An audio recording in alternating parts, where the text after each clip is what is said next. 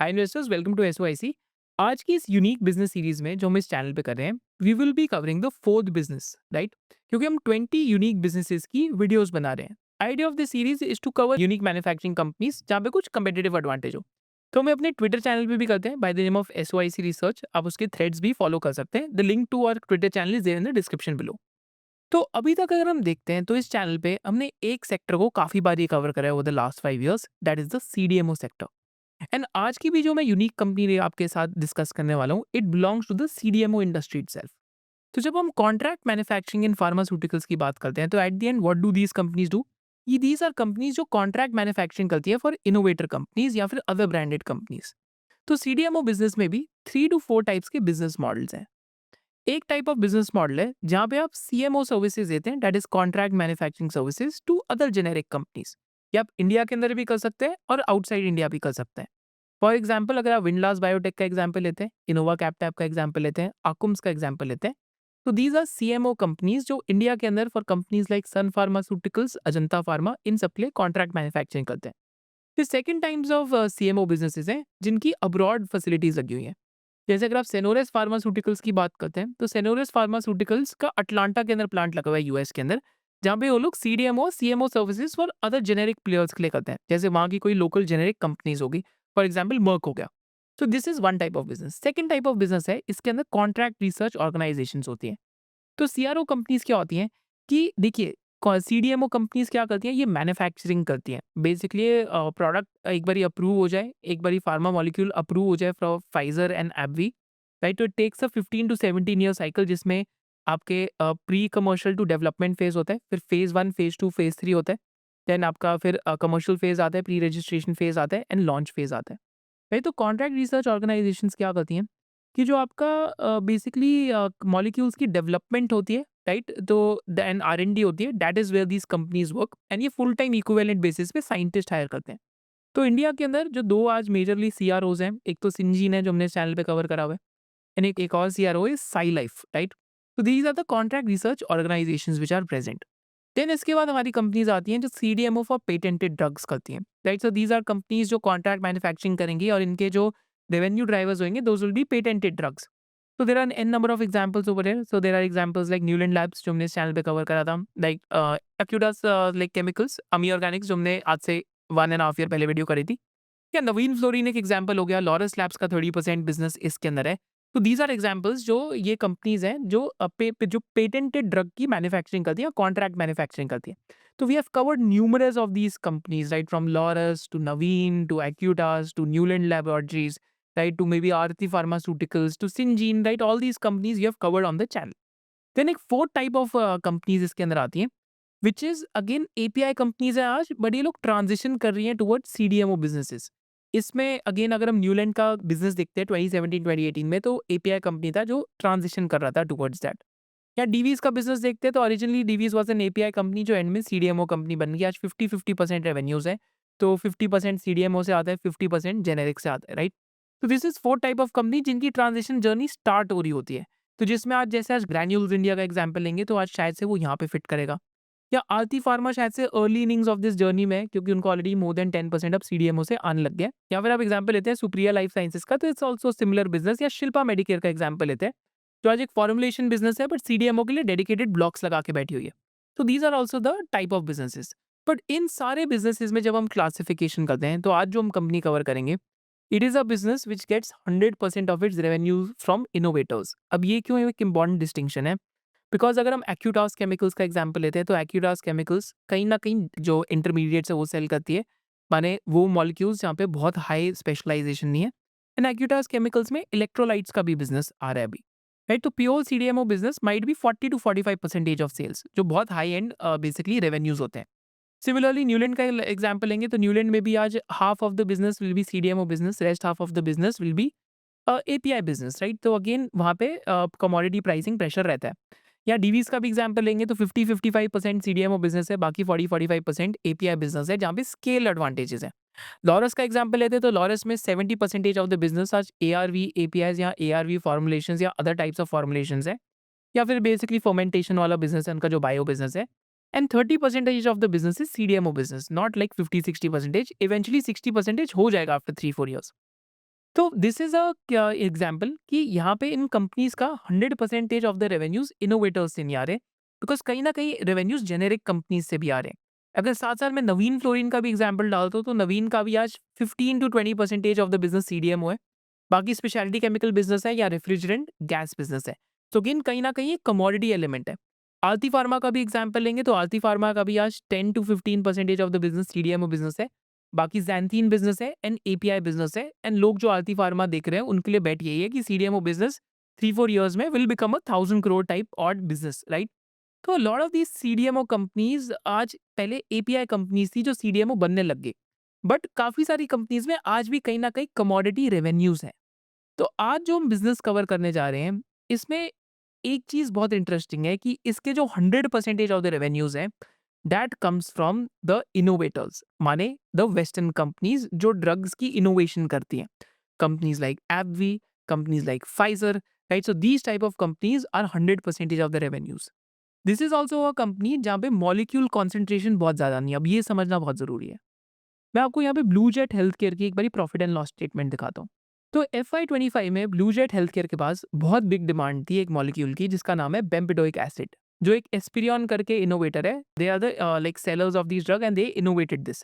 तो नेक्स्टलॉल करके एक कोलेस्ट्रॉल ड्रग है, वहाँ पे यूज़ होता है, राइट? तो FY 25 में उस कंपनी ने इतनी स्टॉकिंग अप कर ली कि FY 26 में इसकी डिमांड ही नहीं आई। तो अगर आप यहाँ प्रॉफिट एंड लॉस स्टेटमेंट देखते हैं स्टॉक स्कैन्स पे, आप देखेंगे तो FY 26 में द कंपनी हैज़ डीग्रोन कॉन्स्टेंटली। तो ये स्टॉकिंग अप ऑफ इन्वेंट्री होगी जो सीडीएमओ बिज़नेस में बहुत नॉर्मल है। मानिए सीडीएमओ कंपनी को आपको 3 ईयर के होराइज़न में जज करना चाहिए, बिकॉज़ समटाइम्स स्टॉकिंग अप हो जाती है बिकॉज़ इनोवेटर पे डिमांड ज़्यादा आती है। कभी-कभी इनोवेटर नेक्स्ट 1 ईयर की इन्वेंट्री रख लेगा। तो as a contract manufacturer you are left with no revenues, जो in the case of Blue Jet हुआ। But the company that we are talking about today has only 12% of single molecule dependence. माने overall sales में 12% is the maximum sales which comes from one single molecule, right? So that is also a differentiating factor about this business. And it is also a company which is a pure CRDMO. Why is it an interesting business? Because ये company CRO भी करती है, माने innovators के साथ drugs की discovery करेगी, R&D करेगी, उनको डेवलपमेंट में हेल्प करेगी, right? And then it will bring that drug from the CRO to the CDMO part, माने सीआरडीएमओ कॉन्ट्रैक्ट मैन्युफैक्चरिंग में उस ड्रग को ले जाएगी आगे। तो from development and research process to the manufacturing process it leads to an integration. तो this is a business model which is done by WuXi AppTec and very few CRDMOs exist in the world which are integrated. I think India में देखते हैं तो शायद से एक Syngene integrated है, but Syngene manufacturing part पे hasn't been able to do anything. CRO business उनका अच्छा है बट मैन्युफैक्चरिंग नहीं कर पाई। I think to a certain extent, like Piramal Pharma also has this integration, but not to a very wide degree, mostly present into manufacturing. But the company that we are discussing today gets nearly 35 to 37% of its revenue from the CRO part and the rest of the revenue from the CDMO part. And जो CRO revenues भी हैं वो 30 to 35% पे grow कर रहे हैं. And जो CDMO revenues है that is growing much faster at 40 to 45% plus per annum. The name of the company that we are discussing today is Sai Life Sciences. And once we are covered with this business analysis, we would have covered almost all the CDMOs that are there in the listed space. And इस business analysis को हम क्या करेंगे? पहले हम Sai life sciences के business segments देखेंगे कि सीआरओ में साई लाइफ साइंसेज क्या करती है, सीडीएमओ में क्या करती है। फिर हम की मॉलिक्यूल्स देखेंगे कंपनी के, ग्रोथ ट्रिगर्स और एक्सपेंशन प्लान्स देखेंगे। Then we'll discuss about the promoter. Then we'll do a peer to peer on the molecule side. Then we'll also talk रफली about the valuations with the peers and finally हम risk factors discuss करेंगे। So this is the fourth unique business that we will be covering today. And with this, let's start the analysis. तो पहले तो हम industry के बारे में समझते हैं कि साई लाइफ किस इंडस्ट्री में ऑपरेट करती है और इंडस्ट्री की डिमांड कैसे बढ़ रही है। तो अगर हम ग्लोबली सीआरडीएमओ इंडस्ट्री की बात करते हैं, सीआरओ प्लस सीडीएमओ इंडस्ट्री देखते हैं, तो नियरली $150 बिलियन इन साइज है एंड हर साल $4 बिलियन से इंक्रीमेंटली डिमांड बढ़ रही है। तो industry is growing at a rate of like 3 to 4% per annum. And साथ-साथ क्या हो रहा है, इंडिया का जो भी स्टेटस है, India 3% of global revenues constitute करता है। तो इंडिया का भी market share close to 3 to 4 billion dollars है इस इंडस्ट्री में। तो चाइना में एक ही प्लेयर है which is almost 3 times the size of India and there the market is worth almost $50 billion. तो slight market shift also, slight gaining of strength also can lead to very big market shift in for the Indian CDMOs. This is how the industry has been. तो 2018 में ये industry $126.6 billion की थी and आज 2023 में $197 billion के आसपास की 2023 में होगी। 2028 में एक्सपेक्टेड है it will grow fast as well. तो अभी मैं ओवरऑल सीआरओ प्लस सीडीएमओ की बात करता, बट अगर आप सिर्फ लाइक दोनों इंडस्ट्रीज को अलग करके सेपरेटली देखते हैं, तो फर्स्ट पार्ट में हम आके देखते हैं कि ओवरऑल इंडस्ट्री कैसे है और इंडस्ट्री में ग्रोथ कैसे आ रही है। तो ओवरऑल अगर हम इंडस्ट्री देखते हैं तो ओवरऑल सीडीएमओ और CRO industry close to 140 to 150 billion dollars plus size की है, एंड हर साल 4 टू 5 बिलियन डॉलर्स से ज्यादा की इंक्रीमेंटल ग्रोथ जनरेट हो रही है। इंडिया आज इस पूरी इंडस्ट्री का 3% मार्केट शेयर कंट्रीब्यूट करती है, तो इंडिया में CRDMO industry 3 to 4 billion dollars की है। And just to give you a context, एक सिर्फ सिंगल चाइनीज प्लेयर का और overall revenues is more than 10 billion dollars. तो ये बहुत ही नेसेंट और न्यू इंडस्ट्री है इंडिया में, जो 2017-2018 से डेवलप होनी स्टार्ट हुई। तो यहाँ पे अगर हम डेटा देखते हैं, तो अगर हम सीआरओ प्लस सीडीएमओ इंडस्ट्री देखते हैं तो 2028 से 2023 देखेंगे तो CRO industry doubled in size रफली, माने 14% के सीएजीआर पे ग्रो करी। Whereas अगर सिर्फ सीडीएमओ इंडस्ट्री देखते हैं तो सीडीएमओ इंडस्ट्री 7% के आसपास पे ग्रो कर रही है, which has gone from 86.4 billion dollars to 120.4 billion dollars. And 2028 तक एक्सपेक्टेड है कि ओवरऑल इंडस्ट्री 302 बिलियन डॉलर्स की होगी। अगर इंडिया का 3 to 4% ही मार्केट शेयर रहता है because how the industry is growing, तो ये इंडस्ट्री इंडिया के अंदर मोर देन 2 to 3 टाइम्स हो सकती है ऑन अ 2023 बेस, जो हम काफ़ी सारी बॉटम्स अप कंपनीज के अंदर ग्रोथ रेट्स देख ही रहे हैं। अब ये क्यों हो रहा है? बिकॉज वेस्ट के अंदर मैन्युफैक्चरिंग अनवाइबल और अनकम्पिटिटिव हो रही है, right, because cost of power is going up. Secondly, scientist का कॉस्ट काफ़ी ज़्यादा है वेस्टर्न इनोवेटर्स के साथ। And finally, China plus one की एक डाइवर्सिफिकेशन स्ट्रैटेजी है, जिसमें अगर 1-2% शिफ्ट भी आ गया तो इंडस्ट्री इंडिया की डबल हो सकती है। तो यहाँ पे हम देखते हैं क्या हो रहा है, मतलब अगेन चाइना प्लस वन वैसे तो बहुत नैरेटिव है, बट इस इंडस्ट्री में एक्चुअली प्ले आउट होते हुए दिखा है, बिकॉज चाइनीज कंपनीज खुद एक वैल्यू चेन क्लाइम कर रही हैं। तो पहले चाइनीज कंपनीज सिर्फ कॉन्ट्रैक्ट मैन्युफैक्चरिंग करती थी यूएस के लिए, अब चाइनीज कंपनीज खुद ड्रग्स को इनोवेट करने लग गई है। तो जीएलपी-1 के कितने सारे नए ड्रग्स के ट्रीटमेंट चाइनीज बायोटेक्स ने बनाए हैं, व्हिच मीन्स कि इज दैट की companies like Pfizer and AbbVie don't just use China as a contract manufacturer, but now Chinese companies have started competing against the Western innovators, due to which this industry is growing, right? कि India के अंदर respect for IP है, and we are not competing against them because we are not innovators, we are just contract manufacturers. This is why this industry has been growing, and last 2 to 3 years में अगर हम different con calls पढ़ते हैं तो overall 30% surge है in the R F Qs, मतलब में माने जो रिक्वेस्ट फॉर कोटेशंस है उसमें ओवरऑल 30% के आसपास की ग्रोथ है। This is why this industry has been growing in India. So this is from the conference call of Sai Life Sciences. So just when they filed the DRHP, if you look at our DRHP, we already mentioned large number of molecules we have tech transferred from China to India. A significant portion of molecules that we tech transferred during the phase were primarily a supply source diversification. Outside of this, we see tactical movements even outside the biosecure worry. I think customers always go for a couple of sources. If a customer already has a Chinese source, they would probably look at India or European to complement that. And if it's an Indian source as a first supplier, then they would probably look at a Chinese or a European source. So there will always be a supply chain tactical, and we continue to get opportunities in the tactical side too. Right, तो again DRHP जब file करा था Sai life ने तो बताया कि बहुत सारे मॉलिक्यूल्स उन्होंने चाइना से इंडिया शिफ्ट करे हैं in terms of tech transfer. तो दिस इज एन इंडस्ट्री जहाँ पे एक्चुअली में टेक ट्रांसफर हो रहा है इस टाइम पे, तो this is what makes it interesting.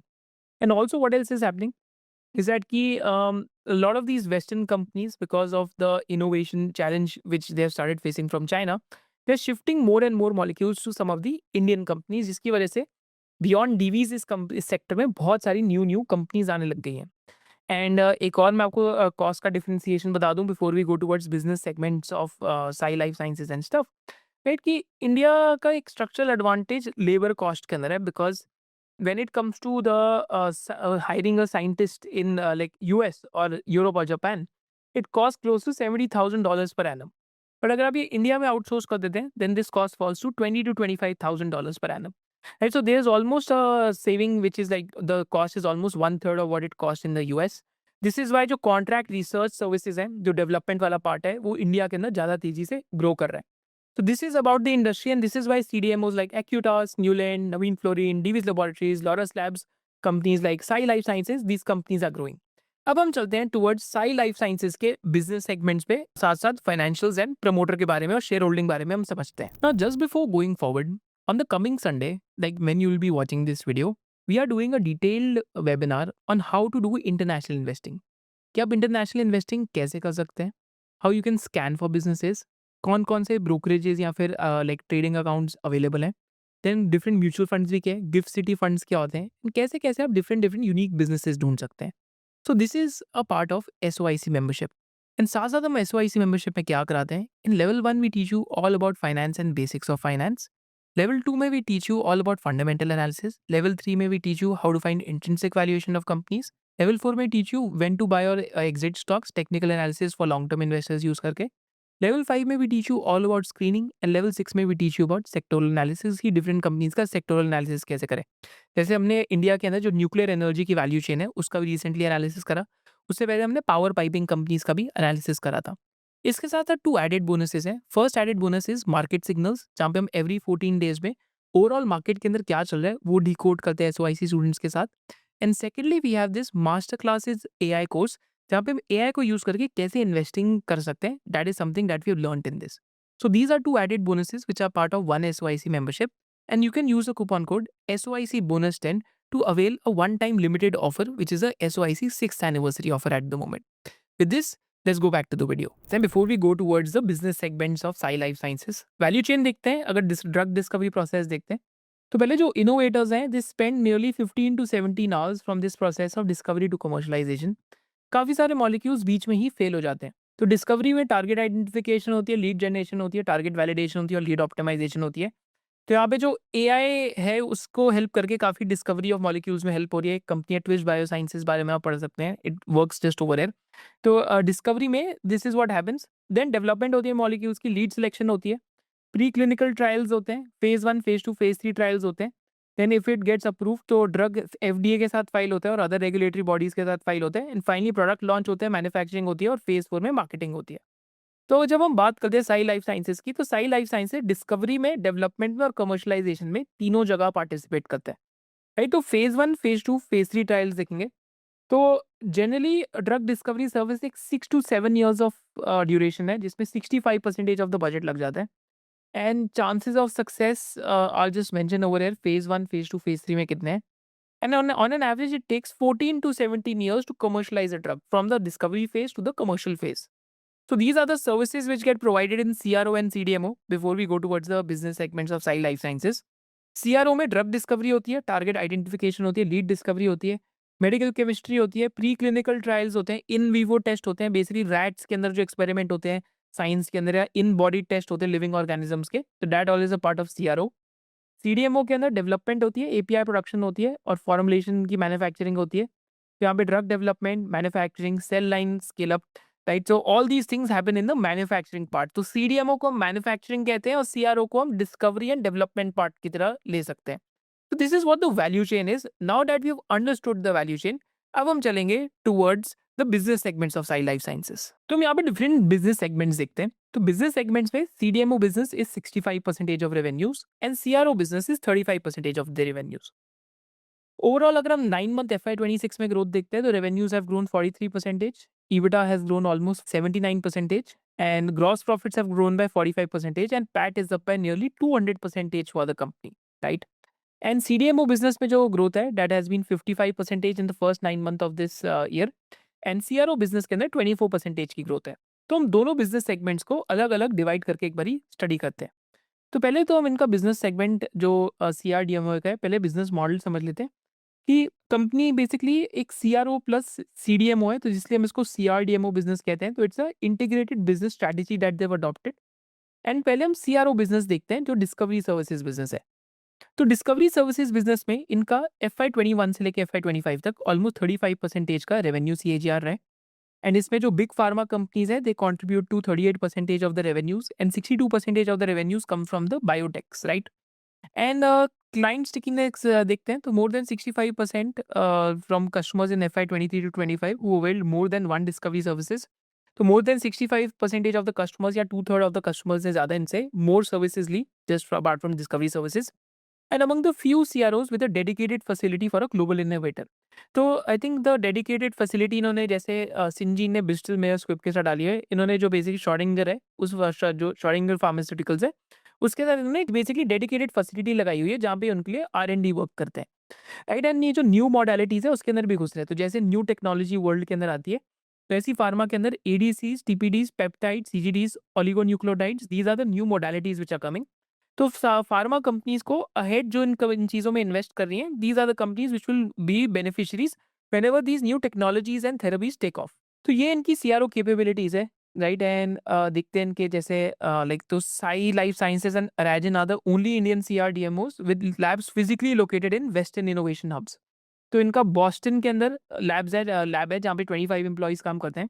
दो it gives them a foot in the door and proximity to the densest pharma innovation cluster globally. And साथ साथ मैनचेस्टर के अंदर भी है जहाँ पे they handle the early stage processes development close to the EU clients, जैसे Navin fluorine का नवीन मैनचेस्टर है। एंड हैदराबाद में भी इनकी 13 एकड़ की कैंपस है जहाँ पे 1800 एम्प्लॉइज इनके साथ काम करते हैं। Right, so they are just not present in India but abroad भी यूके और यूएसए में, because customers require some sort of onshore touch with your like business. So that is also something that is unique about the company. Then यहाँ पे हम देखते हैं तो unit economics कैसी होती है सीआरओ बिजनेस की। तो सीआरओ बिजनेस कैसे चलता है, तो it's a full time equivalent business. Full time equivalent क्या है, बेसिकली आप जो साइंटिस्ट आप रख रहे हैं तो that you are keeping for the customer itself, right. तो उसकी जो बिलिंग आवर्स होते हैं एंड जो फुल टाइम इक्विवेलेंट माने it's like it's in a way it is on the salary rolls of the customer and उसके basis पे आप बिलिंग करते हैं। तो इसको हम full time equivalent business model कहते हैं जो आईटी कंपनीज में भी चलता है, राइट। तो the more the number of people, the more the billing this company can do. And like तो ऑलमोस्ट 27% एफटीई ग्रोथ थी एफआई 25 में फुल टाइम इक्विवेलेंट बेसिस पे। एंड कंपनी का 2 to 3% प्राइस इंक्रीज होता है हर साल, राइट। तो इसलिए इनका सीआरओ बिजनेस भी 25 to 30% पे ग्रो कर रहा है। एंड ऑल्सो इसको हम बेंचमार्क भी कर सकते हैं डीवीज और न्यूलैंड के अगेंस्ट, बिकॉज उनके पास सीआरओ ऑपरेशंस नहीं है।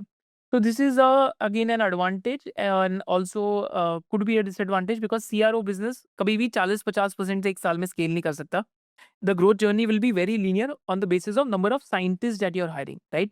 And the type of price escalation that you can get. तो यहाँ पे हम देखते हैं तो यहाँ पे इनका हैदराबाद के अंदर दिस इज देयर कैंपस जहाँ पे दे हैव 1800 एम्प्लॉइज। तो यहाँ पे डिस्कवरी सर्विसेज प्रोवाइड करते हैं and they have 15% physical lab space expansion executed in FI 25। तो 15% लैब स्पेस इन्होंने एक्सपैंड भी करी है। एंड रिसेंटली एक कस्टमर के साथ Q3 ऑफ एफआई 26 के अंदर और भी इनका कॉन्ट्रैक्ट ऑलमोस्ट 30% से और एक्सपैंड हुआ है। I think that was with Schrodinger only if I am not mistaken. तो you can go through the con call. तो यहाँ पे Schrodinger is one of the customer जिनके साथ 5 ईयर एफटी कॉन्ट्रैक्ट करा हुआ है। तो 2023 जैन के अंदर Sai entered this strategic contract. तो basically the customer is outsourcing the R&D like to Sai in the discovery services. And यहाँ पे 75 employees across full time equivalent hire कर रखे हैं to which dedicatedly work for Schrodinger. And this is again a business model which is similar to what Syngene does in the CRO business, right? So that is what Sai has done over here. And आगे देखते हैं तो आगे अभी company का यहाँ पे growth journey कैसे आ रही है। तो कंपनी ने 300 प्लस प्रोग्राम्स एग्जीक्यूट करे in the discovery phase and in just last 2 years 25 high value programs execute करें from discovery to the development stage. तो डिस्कवरी से लेकर डेवलपमेंट स्टेज तक more than 25 high value programs company ने like इस time पे operate करें। And यहाँ पे एग्जांपल देता हूँ तो एक बेसिकली एक मॉलिक्यूल है ट्राइडिपिटेंट के नाम का, जो इन्होंने सीआरओ साइड पे जिस पे वर्क करा। अब उसका आउटकम आया एफडीए से, अब उसको फॉर अपनी मैन्युफैक्चरिंग के एंटिटी के अंदर भी लेके जा रहे हैं। तो माने एक मॉलिक्यूल की डेवलपमेंट, उसके बीच में पूरा process with the innovator and finally manufacturing तक। तो this is the CRDMO business model. तो दिस इज वैंडा थेरेप्यूटिक्स का ड्रग है which is one of the customers for Sai life sciences. तो currently Sai life sciences India का third largest CRO है, right? I think now the revenues in the CRO business are already crossing close to 600 to 700 crores. Rest of the revenues comes from the CDMO business and like largest Syngene है country के अंदर। बाकी Piramal और Anthem देखते हैं तो these are like less than 50% of their current size at the moment. And Sai Life Sciences का देखते हैं तो they have done more than 140 small molecule discovery in the last 5 years, right? Which is commendable. And कुछ ये molecules को have led to the commercial drug approvals as well. तो 5 commercial drug approvals तक भी लेके आए हैं एंड प्रीडोमिनेंटली एफटीई कॉन्ट्रैक्ट्स यहाँ पे ये लोग करते हैं, that is full time equivalent basis पे। So this is with the CRO business. अब सीआरओ बिजनेस में भी न्यू मोडालिटीज में इन्वेस्ट करना बहुत जरूरी है। तो न्यू मोडालिटीज क्या है फार्मा में, these are the new technologies, right? जैसे ऑलिगोन्यूक्लियोटाइड्स हो गया, पेप्टाइड्स हो गया, राइट। देन लिपिड्स की एक टेक्नोलॉजी जो आ रही है, राइट, तो जिसमें mRNA वैक्सीन आ रही है। तो these are the new technologies which are getting there in the world of discovery and new modalities are almost 20% of the revenues today. तो कौन सी कंपनी न्यू मोडालिटीज पे इन्वेस्ट करी ये भी देखना जरूरी है, जिसमें एंटीबॉडी ड्रग कॉन्जुगेट्स होते हैं, लिपिड्स हैं, ऑलिगोन्यूक्लियोटाइड्स एंड पेप्टाइड्स हैं। So these are the four which exist today. FY 26 में nearly 18% of the revenue comes from here and it is growing rapidly at the moment. So this is with the CRO business of the company, which is growing at 25 to 30% types. And it's a business which has been doing well. And यहाँ पे clients को discovery of molecules में help करते हैं. अब यहाँ पे CDMO business का एक unique part आता है company में, that is CRO to CDMO. CDMO के अंदर what they do is that they go for manufacturing of these drugs, and manufacturing में ही scale है बहुत बड़ा. तो manufacturing में scale है, CRO business is a consistent growing business. So that is what the company is doing. And they have taken 5 drugs from end to end, that is discovery to commercial. That is the deepest internal funnel of any listed Indian CRDMO. क्योंकि कोई भी Indian listed CRDMO company ने CRO से लेकर CDMO तक कोई molecule ऐसे commercialise नहीं कराया जो साई लाइफ साइंसेज इस टाइम पे कमर्शलाइज कर रही है. तो यहाँ पे हम देखते हैं कि CDMO बिजनेस बारे में. तो CRO बिजनेस में डिस्कवरी एंड डेवलपमेंट है, तो ये 24 to 26% पे ग्रो कर रहे हैं. CDMO बिजनेस में मैन्युफैक्चरिंग है जहाँ पे स्केल है, which is almost 63% of the sales today, whereas CRO business is 37%. And CDMO business has grown at 55% in the first 9 months of FY26. तो अब ये स्केलिंग वाले पार्ट के अंदर आ रहे हैं. तो this is the CDMO business. तो CDMO बिजनेस में टुक अ वाइल. तो FY21 to 22 में फ्लैटिशनेस थी. देन FY22 से लेके अभी तक देखते हैं तो cells have more than doubled. Right, in the first 9 months of FY26 itself, the company has crossed the sales of FY25. And यहाँ पे कस्टमर स्प्लिट देखते हैं तो big pharma is 91% of their sales and 9% is coming from the basically biotech space. And these are the therapies that they are working in FY25 का है ये number. FY26 I think Q4 में हमें पता लग जाएगा. They will give a more detailed insight, but they are working across 160 programs in pipelines. Just to give you an example, 7 molecules just went commercial for them in Q3. This number is very less for some of the other CDMOs, which we'll see कि वहाँ पे एक molecule is leading to majority of the growth or 3 molecules are leading to growth. But this company just had 7 molecules commercialized in the Q3 of FY26 alone. So that is what makes it unique. And CDMO business आज 65% of revenues के आसपास contribute कर रहे हैं, जो यहाँ पे numbers देख पा रहे हैं. तो let's see how they've pivoted from a low margin basically development supplies to commercial revenue. तो पहले कंपनी CDMO में डेवलपमेंट रेवेन्यूज लेती थी जहाँ पे मार्जिन्स एंड जहाँ पे स्केल लो होता था. फिर इन्फ्लेक्शन पॉइंट आया ये FY26 से, जहाँ पे अब ये कमर्शियल रेवेन्यूज में जा रहे हैं, जहाँ पे high operating leverage and high growth rates company बना सकती है. और कंपनी आज 28 to 30% ऑपरेटिंग मार्जिन की गाइडेंस दे रही है, क्योंकि कंपनी में रिसेंटली ऑपरेटिंग लेवरेज होनी स्टार्ट हुई है, because they have put up the capacity but now the growth is coming. तो डेवलपमेंट रेवेन्यू और कमर्शियल रेवेन्यू में क्या की डिफरेंस होता है? तो डेवलपमेंट रेवेन्यू जैसे हमने पहले में एक बिगनिंग में ऑफ द वीडियो में वैल्यू चेन देखी थी, तो this is smaller batch sizes. FTE heavy होता है, high science content but lower volumes होती है, क्योंकि यहाँ पे फेज 1 to फेज 3 के बीच में हम सप्लाईज दे रहे हैं. फिर commercial revenue large batch sizes होते हैं, स्केल यहाँ पे होता है. एंड साई लाइफ साइंसेज में आज 1/3 ऑफ द रेवेन्यू कमर्शियल से आ रहा है, but this is growing rapidly. So as and when the commercial revenues keep scaling up versus the development revenues in the CDMO business, that is where the company's scale and size will keep changing, right? And like this actually में इससे operating leverage भी आती है, because Q3 of FY26 के आप results देखेंगे तो company की 34% EBITDA margin आई थी. And this was because the commercial revenue का scale up हुआ था CDMO में, सिर्फ development revenue का scale up नहीं था, right? And that is what makes it interesting, because now the scale is coming into the business. And scale के साथ साथ कैपेसिटीज भी आ रही हैं. अगर आप कंपनी की 2021 के अंदर API कैपेसिटी देखते हैं तो 450 किलोलीटर्स की API कैपेसिटी थी. 2027 की एंड में they are talking about 1150 kilolitres, right? So exit Q4 FY26 से एंड H2 ऑफ FY27 से. तो this capacity will absolutely increase from 700 kilolitres to almost 1150 kilolitres. तो 50-60% एब्सोल्यूट कैपेसिटी एक्सपैंड हो रही है, और अभी भी कंपनी 60% कैपेसिटी यूटिलाइजेशन पे है. So company has gone from 1 to 6 blocks to nearly 5 to 9 blocks, and this will be their plant building 14th and 15th, which will be going live recently. So that is again capacity expansion भी company काफी aggressively कर रही है इस time पे. Right, so this is the R&D block also that the company is setting up. It's in Hyderabad, and so that is there for process scale up. तो यहाँ पे 140 chemistry fume hoods लगाए हैं company ने. And the build-up capacity that the company has created is almost 100,000 square feet के आसपास. So another expansion that the company is doing for R&D. And this is what the manufacturing, this is what the total capacities look like. तो Unit 2 इनका हैदराबाद में, जहाँ पे R&D campus है, discovery R&D campus है, और प्रोसेस डेवलपमेंट यहाँ पे करते हैं. फिर Unit 3 इनका basically it's a kilo lab which is there. So these are the manufacturing capacities that the company has, that is in Hyderabad, like 2 plants in Bidar and 1 plants in basically Bolaram, जहाँ पे ये plant scale up कर रहे हैं, right? जहाँ पे basically pilot plant पे की स्टडीज करते हैं, जो इनके यूनिट 4 एंड यूनिट 6 है, this is where the commercial scale manufacturing happens. And now what is interesting is that कि कंपनी FY 25 के बेसिस पे एंड FY 25 के बेस पे nearly 50 to 55% plus capacity expansion कर रही है। And what type of molecules are giving them this confidence? This becomes important to study in CDMO companies. So these are just some molecules that the company के export data में हमें दिखते हैं. These are some of the molecules that show up in the export data of this company. Right, जैसे AbbVie के 2 molecules हैं. I think this is for the treatment of migraine. You can check these molecules out. Then GSK का एक molecule है by the name of Bluechepa, which is contributing significantly. Our contribution has to start.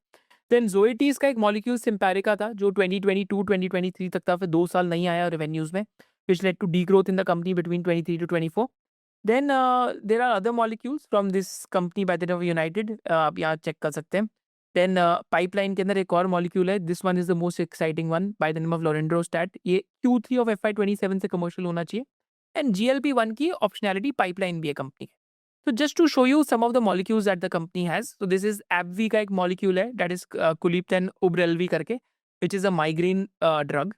इसका value है 3500 rupees per kilo, which means that it is a very high value added molecule. It's a commercial drug. Generally API prices are anywhere between $10 to $100, maybe maximum $500, but this is like a $3500 molecule per kilo, right? And this is one of the largest growth driver that they have.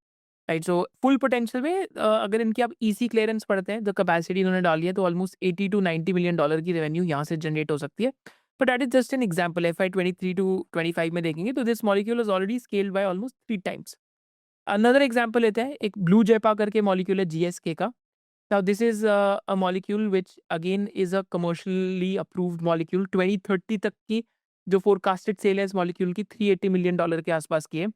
तो लगभग Sai life sciences के लिए इस molecule से 500 करोड़ के आसपास की opportunity हो सकती है, right? So which makes it very interesting. Again another molecule is Simparica, but Simparica इनका 2023 टू 2025 तक इसकी सप्लाई रुक गई थी। Now the exports have resumed at a much higher basically realization. यहाँ से भी 400 टू 500 करोड़ की पोटेंशियल हो सकती है। Then looking at the optionality pipeline, basically January 2026 में इनोवेटर ने फॉर दिस पर्टिकुलर मॉलिक्यूल और इंड्रोस्टैट के लिए एनडीए फाइल कर दिया था, एंड ट्राइडिपेटेंट के लिए भी एनडीए फाइल हो, एफडीए का अप्रूवल आया है दिसंबर 2025 में।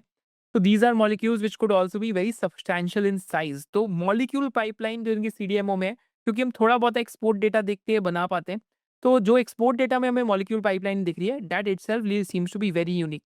So I've included these molecules and how they are working and what the role for Sai Life Sciences is in this particular deck. But just to show you the pricing of these molecules, जैसे एक ये molecule है basically United Therapeutics के लिए, this is almost at a $70,000 per kilo. It's a ultra high value but very low volume molecule, and ये almost 80 to 100 crores to sales अभी इस time पे contribute कर रहा है। Then Face Pharma के लिए भी एक molecule है which contributes to nearly $16 million per year. Right, so this is also another molecule का एग्जाम्पल है। देन ट्राइडिपेटेंट है, जिसका FDA अप्रूवल December 30th 2025 में आया, तो it's just going live and it is a molecule which is meant to treat home like motion sickness, right? So let's see how these molecules scale for them. So we have put all these molecules over there इनकी की जो में export data में pipeline में दिख रहे हैं, and what potential for Sai life sciences could be. तो इसको नंबर्स में भी एक बार हम डाल के देखेंगे when we talk about growth triggers. So the most interesting molecule in the pipeline is a molecule by the name of lorundrostat, which is by a company by the name of Mineralys, and this is a molecule where like the propose capacity जो Sai life sciences के उस पर हम देखते हैं, it is like more than 20 million to 20 million dollars के आसपास की यहाँ से इनकी कैपेसिटी आ सकती है। So these are the molecules which can contribute to growth. अगर हम FY 25 टू 28 एनविजन करते हैं, तो $107 मिलियन के आसपास का जो इनका बिजनेस है CDMO का, तो ईसी फाइलिंग्स में देखते हैं जो कैपेसिटीज ये लगा रहे हैं, तो that is nearly 3 to 4 times of what their current CDMO business was in FY 25 और in the 9 month of FY 26। So CDMO revenues effectively can more than double over the next 3 years by FY 28 for Sai Life Sciences। तो अब हम यहाँ पे आके एक और चीज़ क्या करेंगे, इज दैट कि हम यहाँ पे कंपनी के ग्रोथ ट्रिगर्स देखेंगे, वैल्यूएशन देखेंगे एंड रिस्क फैक्टर्स स्टडी करेंगे। तो अब हम यहाँ पे देखते हैं कि यहाँ पे ओवर द इयर्स कंपनी ने कैसे मार्जिन 30% के मिक्स तक पहुँचे हैं। तो एक मेजर लीवर ये है कि जो इनके मॉलिक्यूल पाइपलाइन थी वो एक डेवलपमेंट फोकस थी, अब यहाँ पे it is shifting and transitioning towards higher side on commercialization. तो ऐसा होता है कि डेवलपमेंट साइड में जो बैच साइज़ होती है वो बहुत छोटी होती है सैंपल साइज़ में, एंड द बैच साइज़ इंक्रीज़ेज़ तो स्केल एफिशिएंसी भी प्ले आउट होती है। उससे एक ऑपरेटिंग लेवरेज इन्हेरेंटली बिज़नेस में आ जाता है, एंड सेकंड इज़ फाइनेंशियल डीलेवरेज। तो मेजर ये 2-3 रीज़न्स थे जहाँ पे ये लोग, तो this could also be noticed in the numbers out here, जहाँ पे आप देख सकते हैं कि Q1 FY25 में 11% एबिटा मार्जिन था, जो इवेंचुअली इस क्वार्टर 3 FY26 में 34% तक आ गया।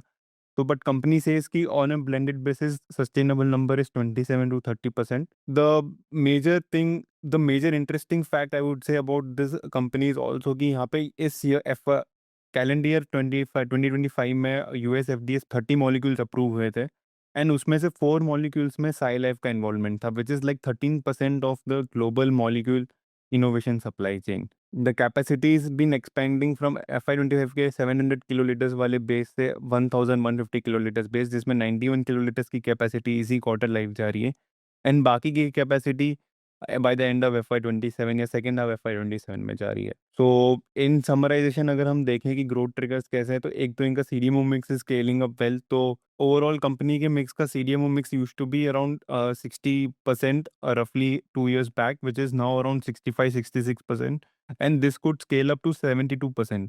तो दिस इज लाइक कि आपका CDMO mix is growing better given the fact कि आपके और मॉलिक्यूल्स कमर्शलाइज हो रहे हैं और लेट स्टेज पाइपलाइन में जा रहे हैं, and the second is value added mix increasing, so realization per molecule is also increasing. जैसे जैसे वो स्टेप्स और इंटीग्रेट करते जाते हैं, तो some molecules have grown from like 350 per kilo, $1000 per kilo, and the next is as we discussed earlier की capacity expansion. तो यहाँ पे हम देखें कि इनका फाइनेंशियल मॉडल पे अगर हम देखें, तो the current mix of CDMO in the entire mix is 66-67%, जो 2023 में अराउंड 60% का था, and this could potentially scale up to 72%। So this is led by कि आपका CDMO mix is growing at this year 30% and CRO mix is stably growing at around 15 to 17%. So on a consolidated basis, this business is growing around 20-25% में अगर assumption डाले with EBITDA margins between 28 to 30%. So capping given this quarter में 34% margins थे, but company ने guide किया है कि it should be around 28 to 30% margins. And तो यहाँ पे हम देखेंगे कि पैड ग्रोथ अराउंड 38 to 40% तक आ सकते हैं इन फॉरवर्ड पे। On FY28 basis it trades around 32 times earnings. तो यहाँ पे रिस्क गिवन कि किसी भी सीडीएमओ कंपनी का ये एक रिस्क इनहेरेंट रिस्क होता है कि मॉलिक्यूल कॉन्सेंट्रेशन बहुत बढ़ जाता है, which is currently actually very diversified molecule base for Sai. But अगर कोई मॉलिक्यूल काफ़ी अच्छा स्केल अप हो जाए, जैसे एबवी वाला मॉलिक्यूल था, तो molecule concentration could be a potential risk, but यहाँ पे वो प्ले आउट होता हुआ अभी नहीं दिख रहा है। एंड सेकंड इज की कैपेसिटी एक्सपेंशन जो कर रहे हैं, गिवन द फैक्ट कि मैनेजमेंट इज़ वेरी कंजर्वेटिव, तो वो कैपेसिटी तभी एक्सपेंड करते हैं जब उन्हें ग्रोथ की सर्टेनिटी दिखती है, but that could still be a risk कि ये लोग एग्जीक्यूट कैसे करते हैं। एंड द थर्ड इज कि if growth doesn't play out, तो valuation becomes a risk because it is on a higher side multiples. And next is lumpiness, कि अब किसी भी इनहेरेंटली सीडीएमओ में एक नेचर ऑफ रिस्क ये रहता ही है कि लंपीनेस होता ही है। तो यहाँ पे हम प्रमोटर्स की स्टोरी देखते हैं। तो the company was started by basically doctor Kanumuri Rangaraju in 1999 as a small lab, and जो मिस्टर कृष्णम राजू कन्नुमुरी है, तो he is the one who is in the conference calls, he is the CEO of the company right now and he is scaling it up. And company के अंदर private equity investor TPG ने भी invest करा था past में। And just to look at the share holding of the company right now, so the promoters own almost 35% of the company, FII is own 21.17%, DII is own almost 32% of the company. So between the promoters and the institutions, there is nearly 85 to 86% of the float is cornered. Like so, mutual like retail investors only own 12.68% of the company. Right, तो retail investors का भी holding कम है। Retail investors में भी अगर आप check करेंगे तो लाइक द फंड, अगर आप FII फंड्स चेक करते हैं, डोमेस्टिक फंड्स चेक करते हैं, तो Invesco is there, Mirae is there, Nippon is there, right, and other funds are also there. And public के अंदर चेक करते हैं तो अनिंता basically this is one of the biggest investor, he has 1.6% stake in the company. So this is how the like promoter ownership in the company looks like, and this is how the shareholding looks like. And now with this, we'll go towards the conclusion of this video, जहाँ पे हम देखेंगे कि इस video में हमने क्या क्या सीखा। So in conclusion of this video, this was the fourth unique business that we covered, that was Sai Life Sciences. Beginning of this video में हमने देखा कि हमने इंडस्ट्री मैपिंग करी। इंडस्ट्री मैपिंग में हमने पीयर टू पीयर देखा, हमने जो रेवेन्यू सेगमेंट ब्रेकअप करके देखा कि why are we covering this particular business. जब आप खुद भी रिसर्च करते हैं, आपको ऐसा करना चाहिए, पीयर टू पीयर्स के साथ मैप करना चाहिए, because real learning SOIC channel में आप यही चीज़ें मुझसे इंटेंजिबल सीख सकते हैं। उसके बाद हमने देखा ओवरऑल इंडस्ट्री में क्या ट्रेंड्स है। Then we looked at the business segments of Sai life Sciences कि एक CRO बिजनेस है, CDMO बिजनेस है, दोनों बिजनेस के क्या कैटलिस्ट हैं, की कस्टमर्स कैसे हैं। एंड देन हमने ग्रोथ ट्रिगर्स देखे along with the key molecules for this particular business. Then हमने एक पीयर टू पीयर एनालिसिस करा छोटा सा, हमने वैल्यूएशंस देखी एंड रिस्क फैक्टर्स के साथ साथ प्रमोटर की हिस्ट्री देखी एंड शेयर होल्डिंग पैटर्न देखा इस बिजनेस के अंदर क्या है। So overall, this was a complete analysis of Sai Life Sciences. Do let me know in the comment section below. What did you think of this analysis? आपकी क्या key learnings थी? And इस business analysis से आप क्या industry बारे में सीखे? With this, I'll see you in the next business analysis of SOIC, which will be the fifth unique business that we will be covering. जय हिंद.